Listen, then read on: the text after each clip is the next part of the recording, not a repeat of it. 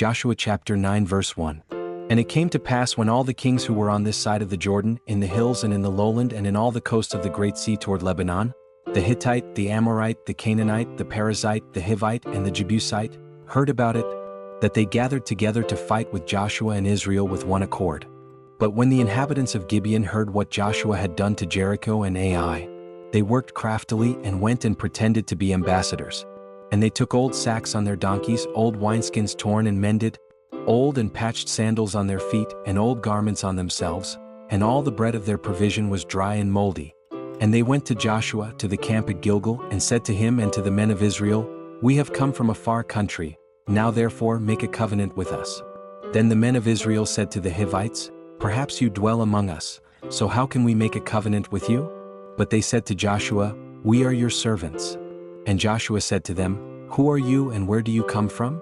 So they said to him, From a very far country your servants have come, because of the name of the Lord your God, for we have heard of his fame and all that he did in Egypt, and all that he did to the 2 kings of the Amorites who were beyond the Jordan, to Sihon king of Heshbon and Og king of Bashan who was at Ashtaroth. Therefore our elders and all the inhabitants of our country spoke to us, saying, Take provisions with you for the journey and go to meet them and say to them, We are your servants, now therefore make a covenant with us. This bread of ours we took hot for our provision from our houses on the day we departed to come to you. But now look, it is dry and moldy. And these wineskins which we filled were new, and see, they are torn.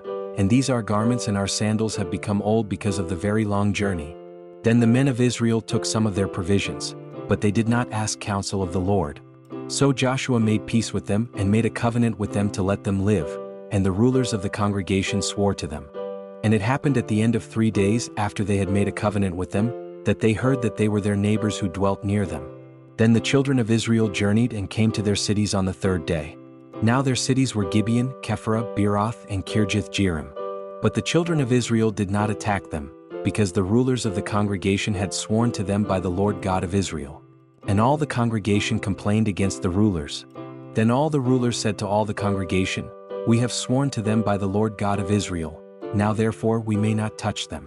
This we will do to them, we will let them live, lest wrath be upon us because of the oath which we swore to them. And the rulers said to them, Let them live, but let them be woodcutters and water carriers for all the congregation, as the rulers had promised them. Then Joshua called for them, and he spoke to them, saying, Why have you deceived us, saying, We are very far from you, when you dwell near us? Now therefore you are cursed, and none of you shall be freed from being slaves, woodcutters and water carriers for the house of my God. So they answered Joshua and said, Because your servants were clearly told that the Lord your God commanded his servant Moses to give you all the land, and to destroy all the inhabitants of the land from before you. Therefore we were very much afraid for our lives because of you, and have done this thing. And now here we are in your hands, do with us as it seems good and right to do to us. So he did to them, and delivered them out of the hand of the children of Israel, so that they did not kill them.